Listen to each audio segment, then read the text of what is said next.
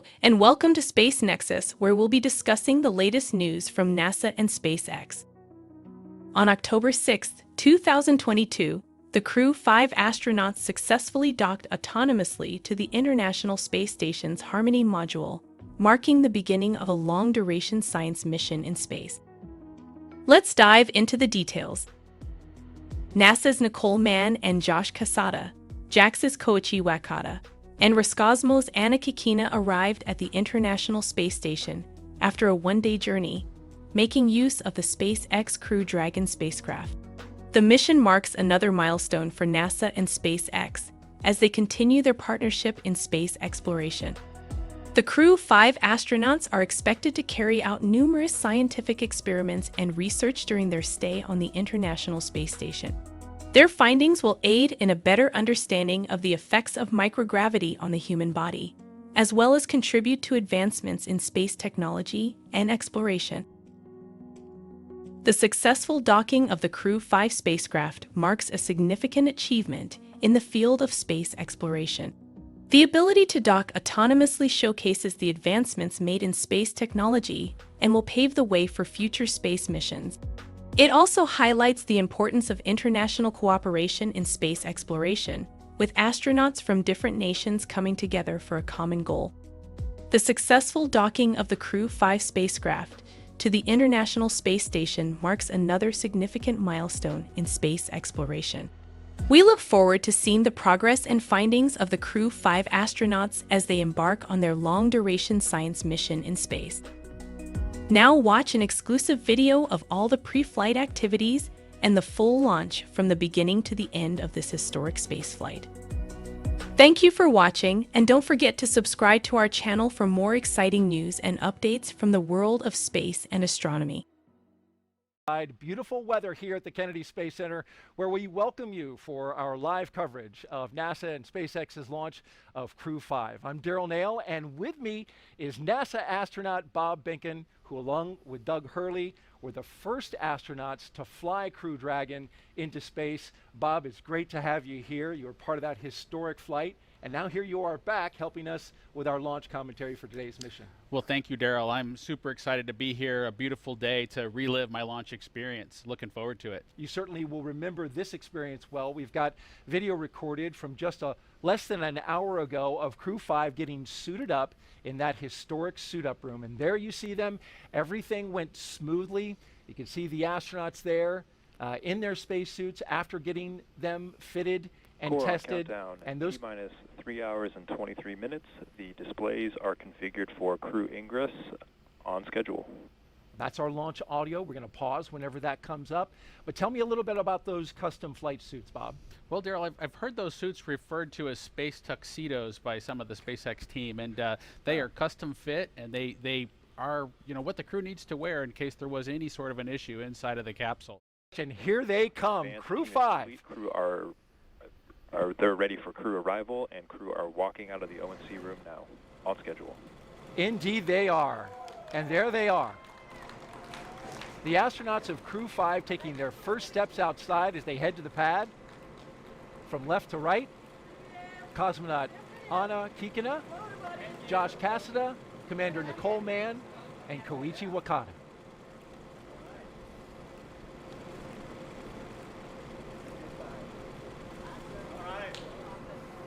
So that was a pose for a picture. And here they go to their ride out to the pad. 3 Teslas all lined up in queue, along with a full security escort. And the folks you see there, family, loved ones. This is a moment to have an exchange, Bob.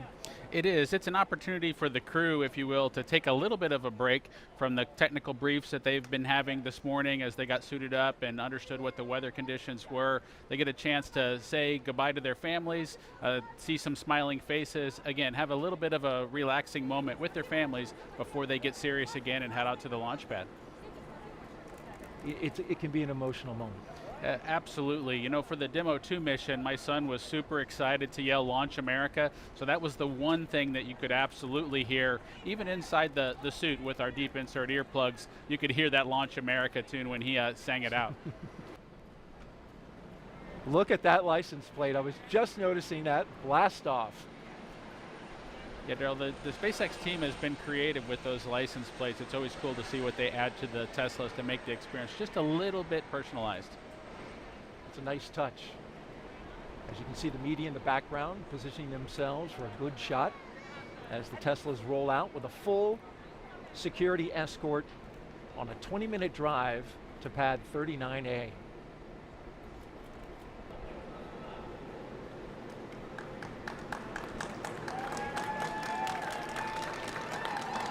There they go.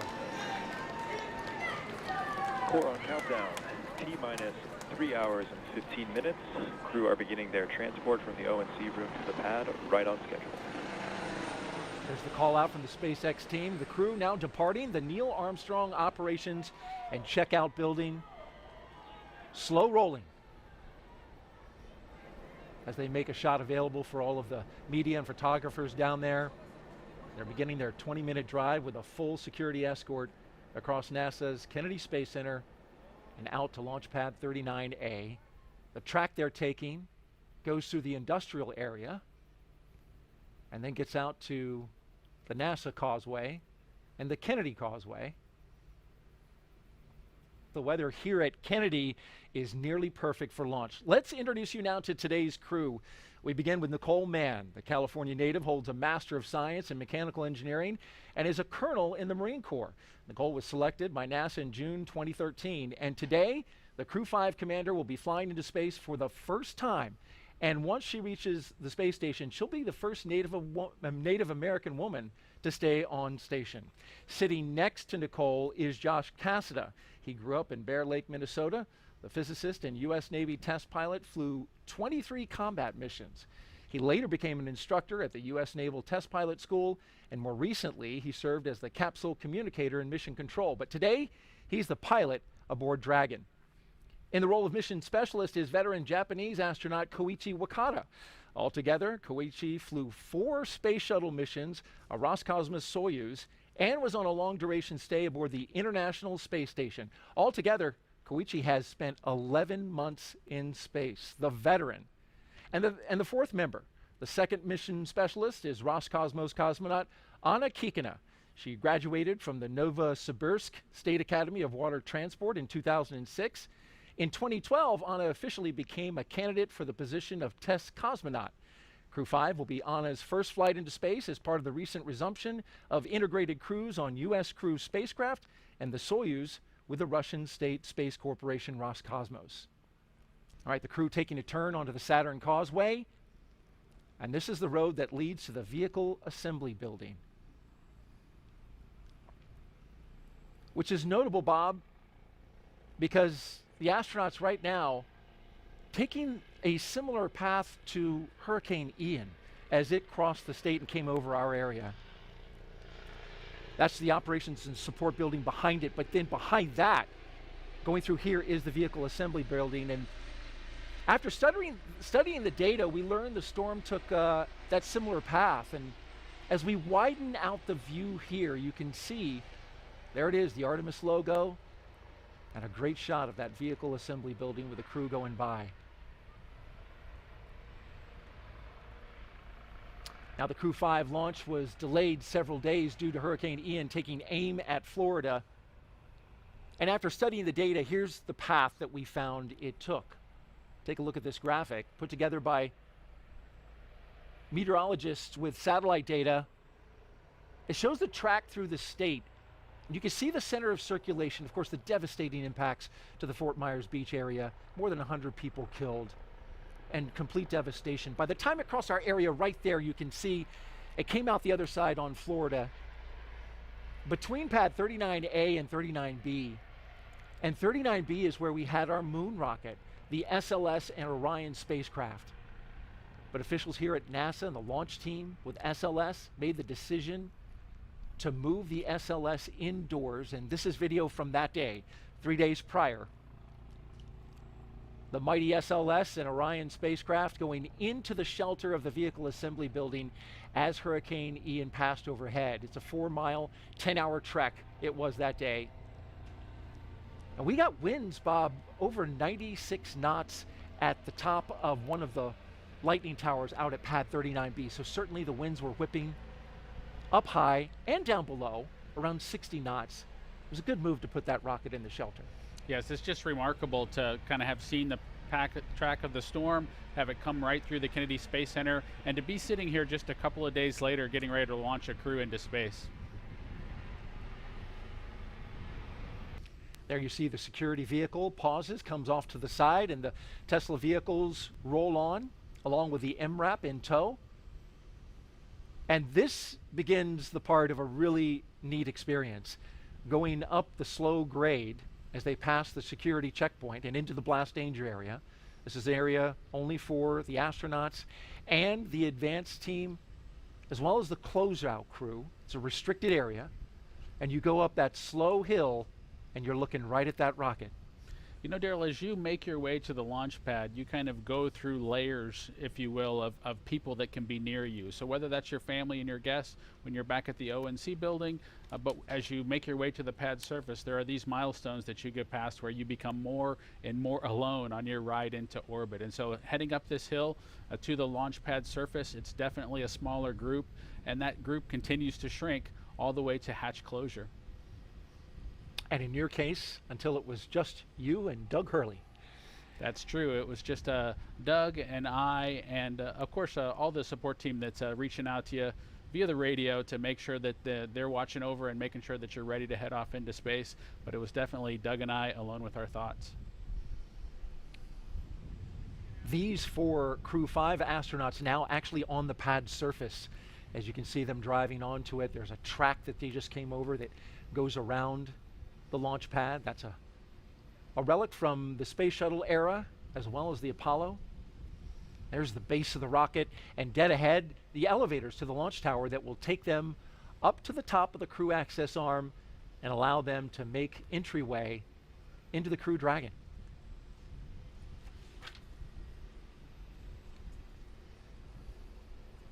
And at T-minus 2 hours and 55 minutes, we'll get that announcement that the crew has arrived, so they're a little early.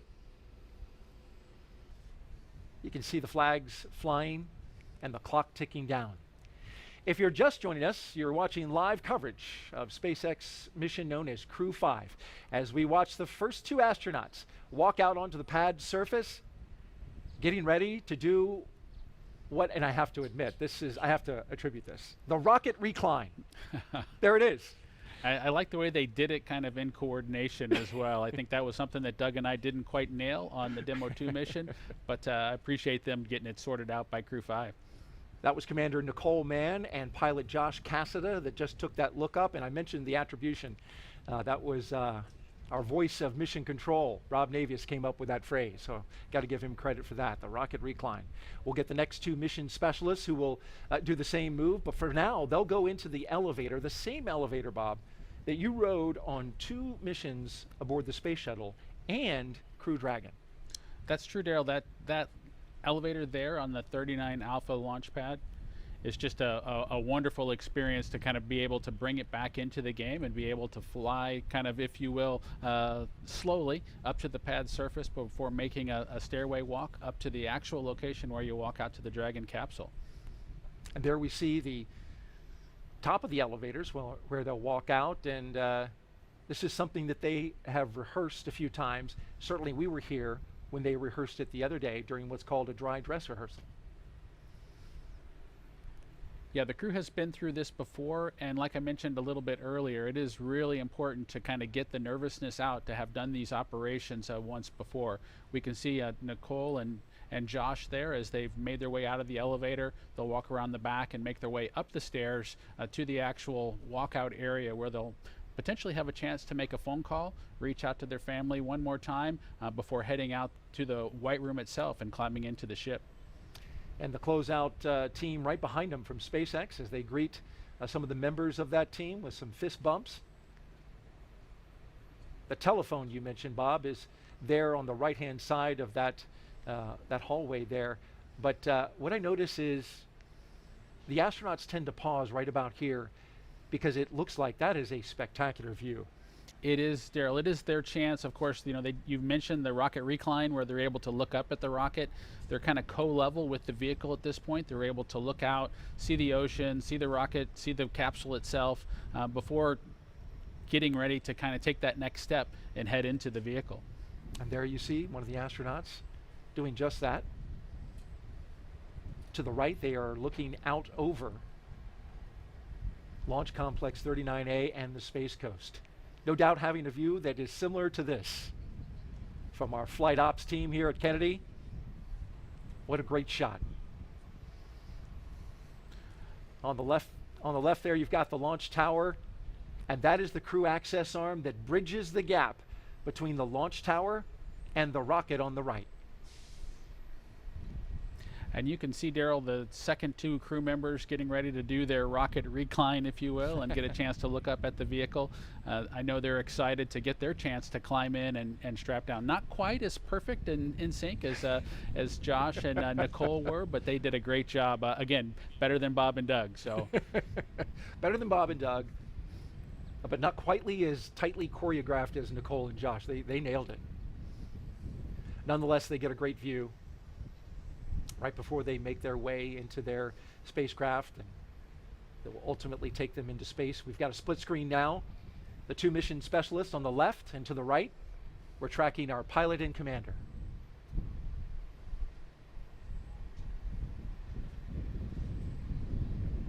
Now they stagger the astronauts in this fashion because everything is highly proceduralized, right? As they go through the lines, check off the mission milestones, and then also it's carefully choreographed because you want to have everybody being orderly as they get into the spacecraft.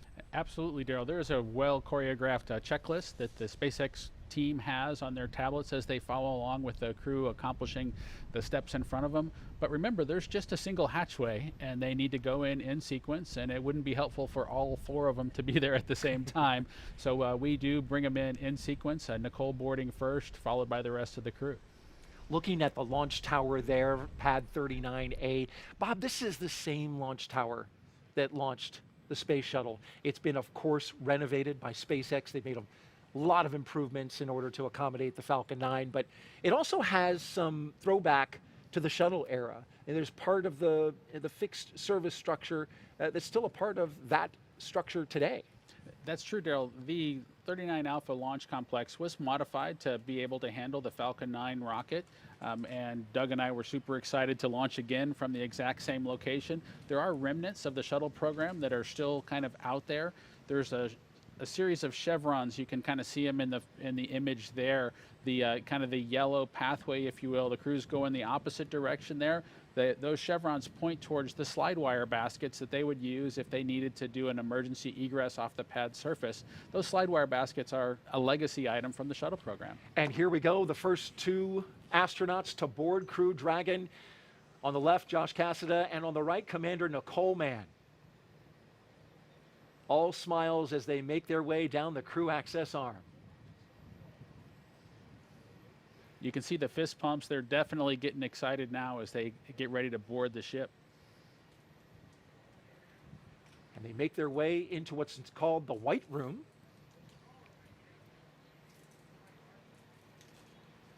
Do a photo op there.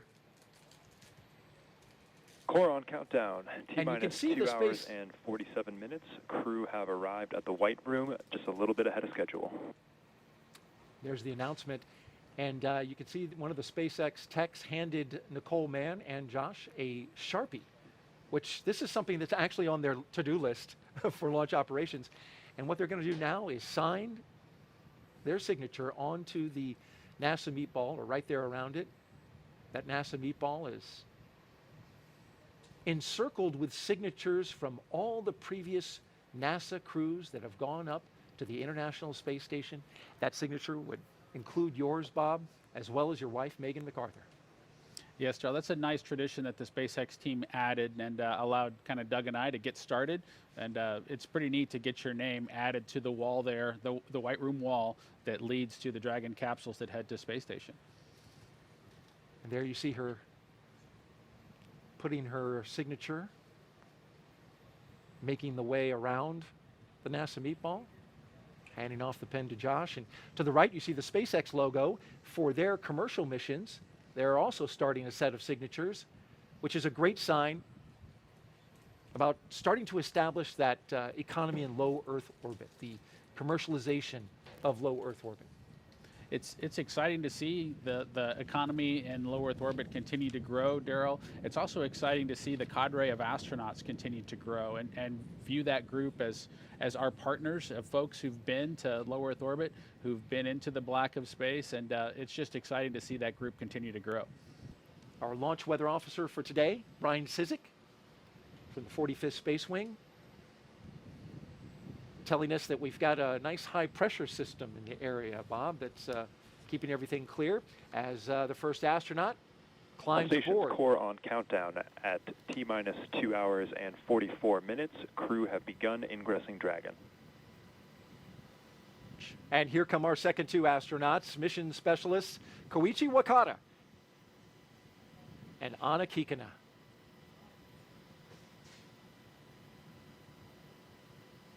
They're next up in the White Room. Big thumbs up from Koichi.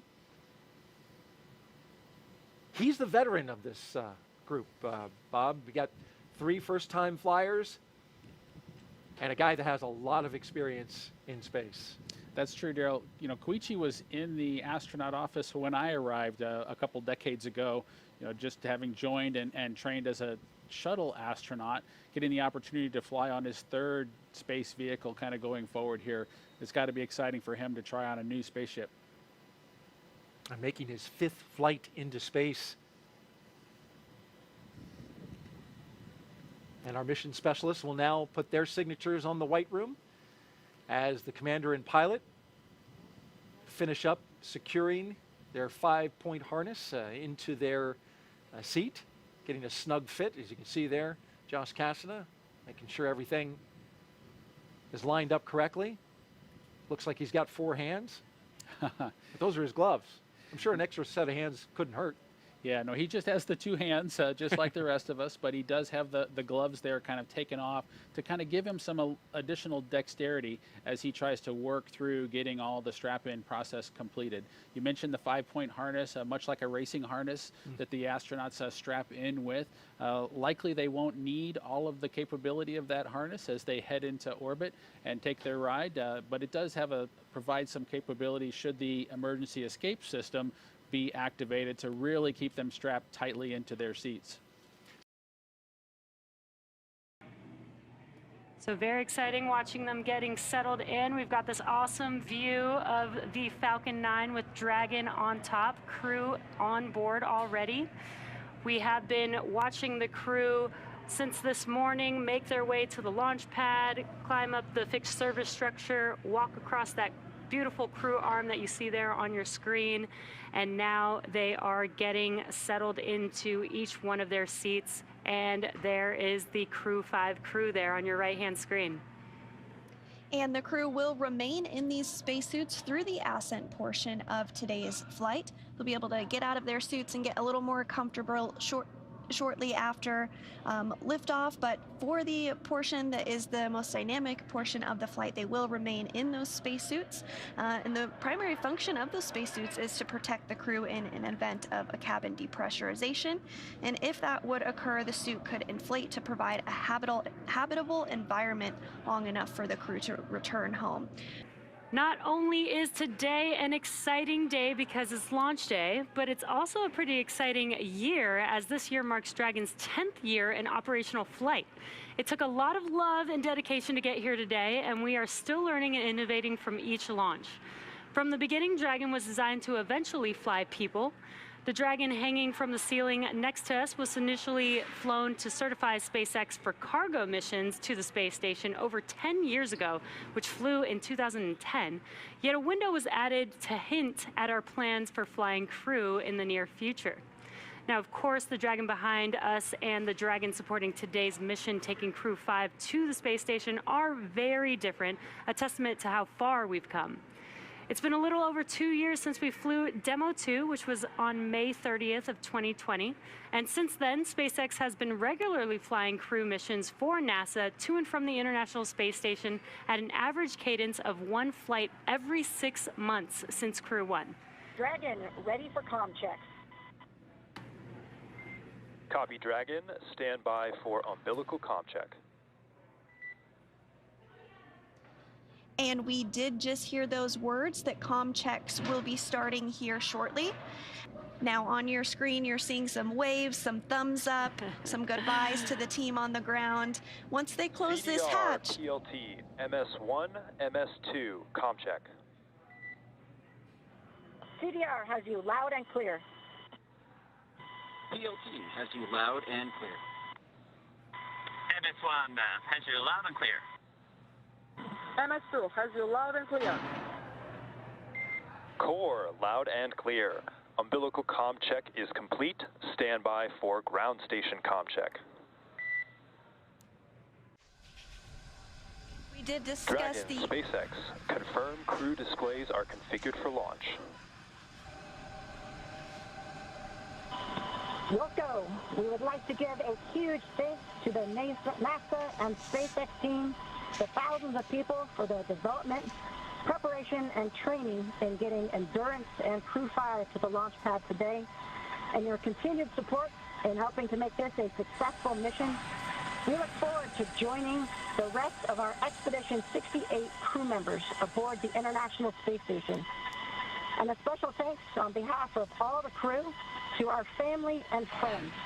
It is your love and support that help make dreams come true. Now let's do this. Crew-5 displays are configured for launch. Copy. And Nicole, Josh, Koichi, and Anna, on behalf of the entire team at SpaceX, good luck, Godspeed, and enjoy the ride. And those words from Nicole Mann, the first female commander of a Dragon, as she thanked the many folks that have helped get them to this point. Dragon is in configured for terminal count. Launch teams continue to report no issues, and everything remains green and for an on-time launch. Retract has started.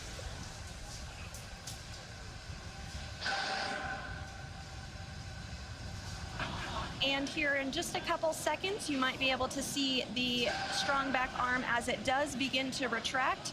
As Kate said, it will recline 2 degrees. We can just barely make out that the clamp arms are now beginning to move.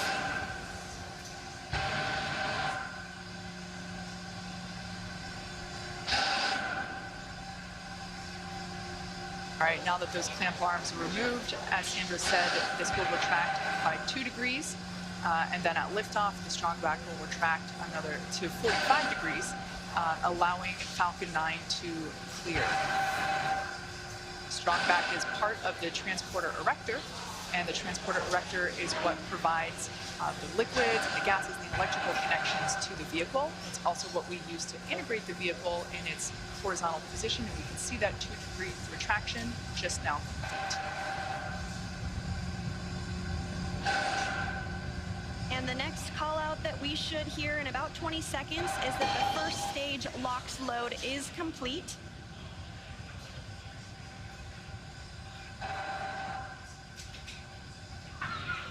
Stage 1 LOX load is complete. And there we go, all of the oxidizer loaded on stage 1. Soon we'll hear that stage 2 LOX load is complete, and that will be the last propellant call out we'll hear today. Now less than 3 minutes until launch. Dragon is in terminal count and is on internal power. All right, there we heard the good news that Dragon is now on internal power. Again, the white clouds that you see there at the base of the Dragon trunk, totally normal. That's just the vapor from the liquid oxygen. Again, second stage now wrapping up its LOX load. Excuse me, first stage wrapping up its LOX load just a few minutes ago, and now moving toward wrap up of second stage LOX load, which will complete at T-minus 2 minutes. Coming up on 2 minutes until liftoff, standing by for word that stage 2 LOX load has been completed.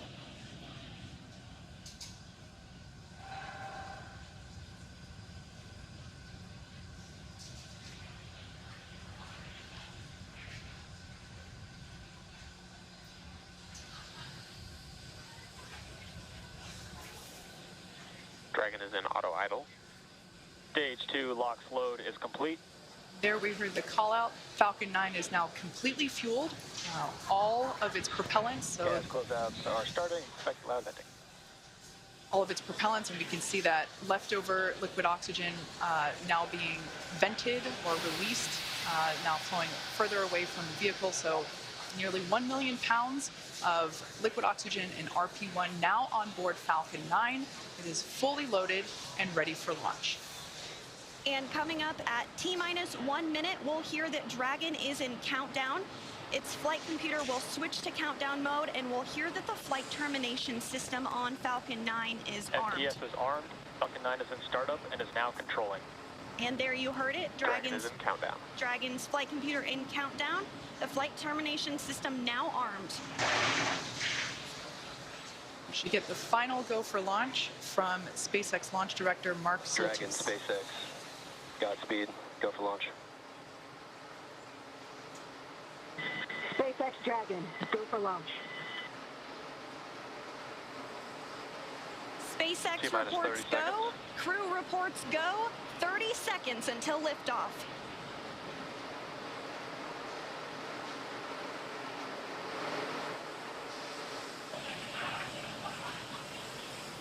T-minus 15. 10, 9, 8, 7, 6, 5, 4, 3, 2, 1. Ignition. Engines full power. And liftoff.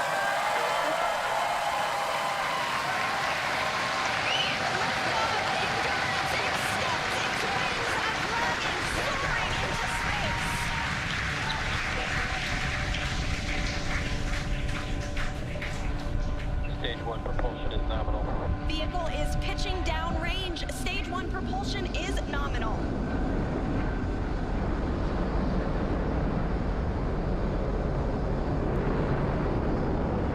We're now at T plus 35 seconds into the 5th rotational crew mission on board Dragon and Falcon 9. Coming up in just a few seconds, we'll hear the call out for stage 1 throttle down. Stage 1 throttle down.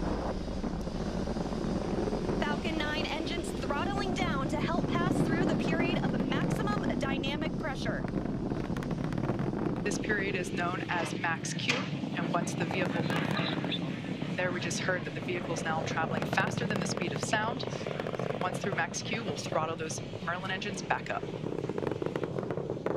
Max Q. Stage 1 throttle up. Stage 1 throttle. Stage 1 Bravo. Copy 1 Bravo. That call out for 1 Bravo means we're in the second and final abort mode for the first stage, continuing to get good performance. The crew is already pulling over 2 Gs. And next up is going to be a couple of events in rapid succession. First will be engine chill on the second stage and back engine. And there you heard that call out. And then we'll have MECO, or main engine cutoff, where the 9 engines igniting will cut off in preparation for second stage separation.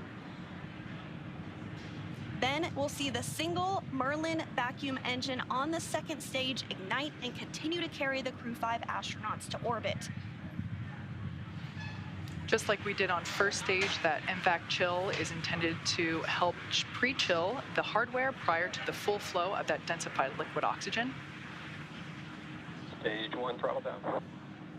At this point in time, those 9 Merlin engines are beginning to throttle down in preparation for MECO, or main engine cutoff.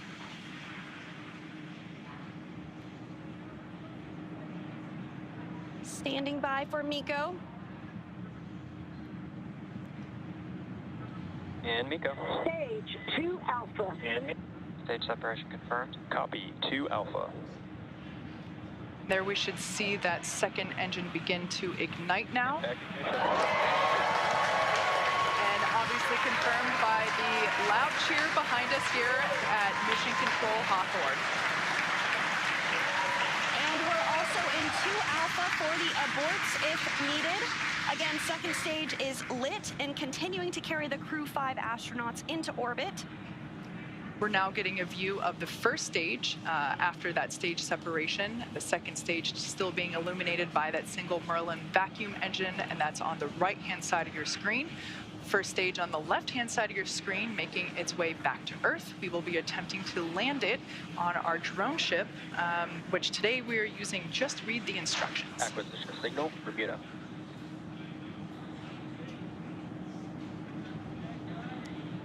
And we did hear that acquisition of the ground station in Bermuda.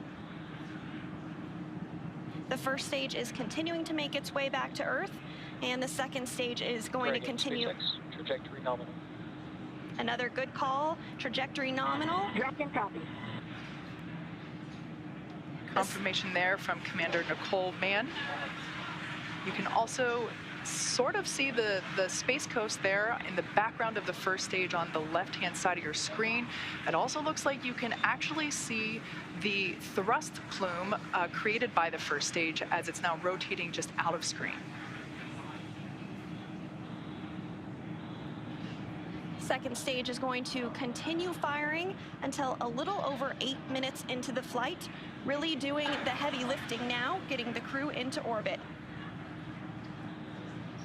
Everything continues to look nominal on both first and second stages. As I mentioned before, the first stage will be making a landing on one of our drone ships, which is currently parked a couple hundred miles off the coast of Florida in the Atlantic Ocean. So we can see now that Dragon, SpaceX, trajectory nominal.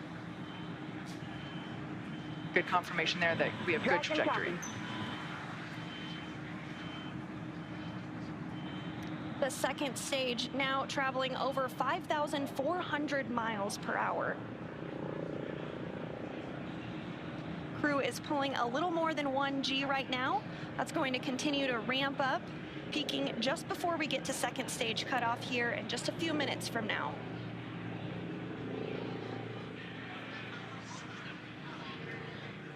First stage will be performing 2 separate burns, a re-entry burn where we reignite 3 of the Merlin M1D engines on the first stage.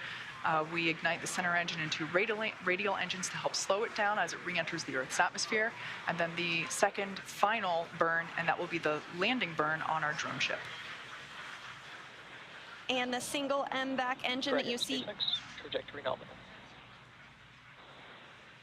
The single MVAC engine that you see on the right of your screen is continuing to fire. We did hear another call out that trajectory is nominal. Crew heading in the direction that they are supposed to be. AFS, This single engine can produce over 220,000 pounds of thrust in the vacuum of space, now over 200 kilometers in altitude.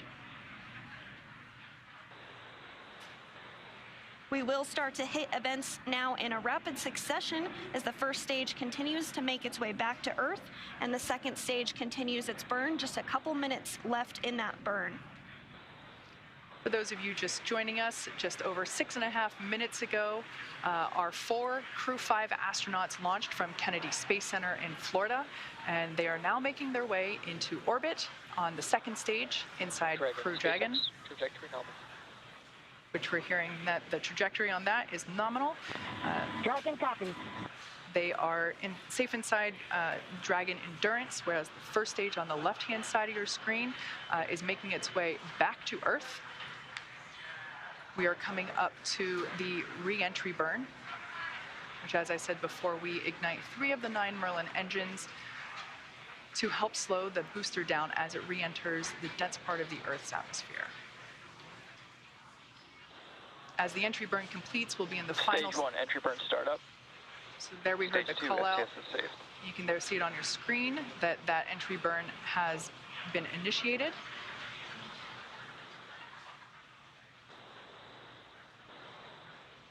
And as that entry burn completes, we'll be in the final different abort phases here shortly, which essentially correspond to areas along the very northeastern seaboard of the U.S.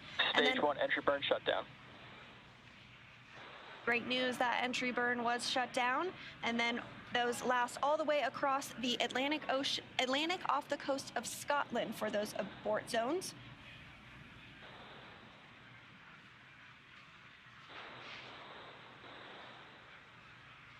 Everything continues to look nominal for both the first and second stages. Terminal guidance.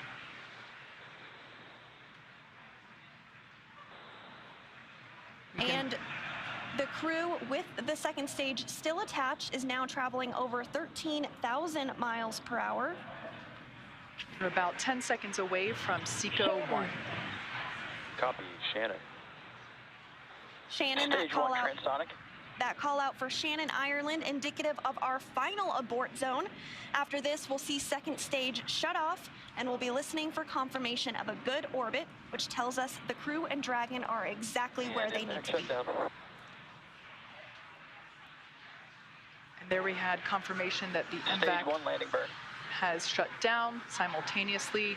The entry. Dragon SpaceX nominal orbit insertion. And you heard that call for a good insertion. We will coast for a few minutes.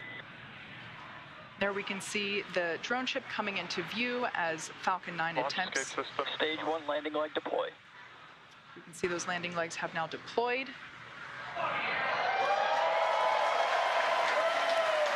And as you can see on your screen, and you can hear by the clapping and cheering behind me, Falcon 9 has landed on our drone ship, just through the instructions, parked off the coast of Florida. Signal. Okay.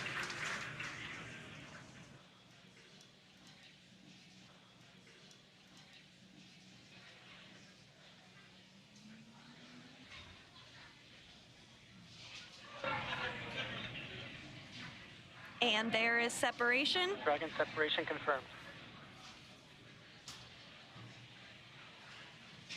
And Dragon, this is your next director. Dragon Captain is in. Dragon, this is your launch director on Dragon. On behalf of the entire launch and recovery team, it was an honor and a pleasure to be a part of this mission with you. And while October 3rd may belong to the Mean Girls, October 5th will forever belong to Crew-5. Godspeed, Endurance. Cheers.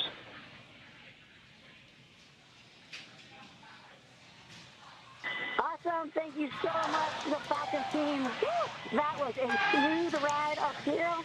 You got 3 rookies that are pretty happy to be floating in space right now, and one veteran astronaut who's pretty happy to be back as well. Let's see what you got to say, Coochie.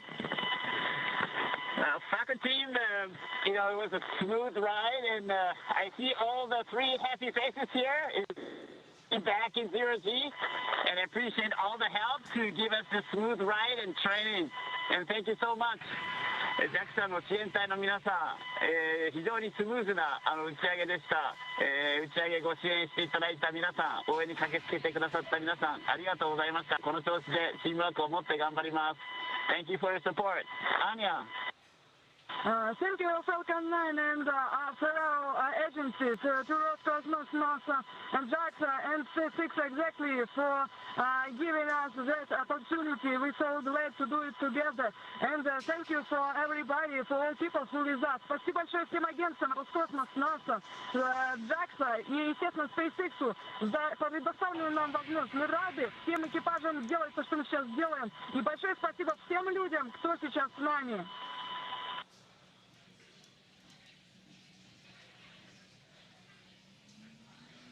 Some really nice words there from the Crew-5 crew, as well as... And Dragon Falcon 9, see you. Thanks for the words. Had a great ride. Have a good mission. We'll see you later.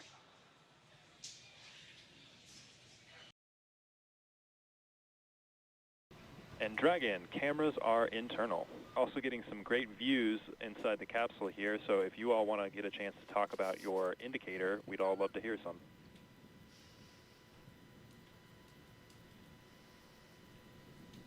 Absolutely, Mike. So, a couple years after he come up with his groundbreaking theory of special relativity, Albert Einstein, in his mind, still had a couple loose ends to tie up. While he was sitting in the patent office, because he wasn't famous yet, definitely should have been, he had what his happiest thought of his entire life. That thought was, person in free fall doesn't feel their own weight. That thought, along with some others that he built upon, led to general relativity and our understanding of gravitation, and curvature of space-time. We're experiencing Einstein's happiest thought continuously, like the International Space Station has been doing for over 20 years. On Crew-5, call this little guy our free fall indicator. We're here to tell you there's plenty of gravity up here. In fact, that's what's keeping us in orbit right now and preventing this trip on a Crew Dragon from being a one-way trip. A little bit like life. We live in the same world, we live in the same universe. Sometimes we experience it in a very different way from our neighbors. We can all keep that in mind. Hopefully we can all continue to do absolutely amazing things, do it together.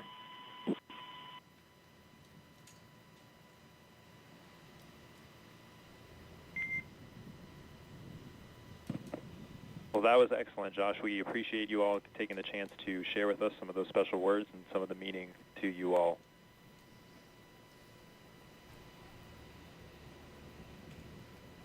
I tell you, my crewmates are just happy that we didn't break out a dry erase board and get into more detail. We'll chat lensing later. Absolutely.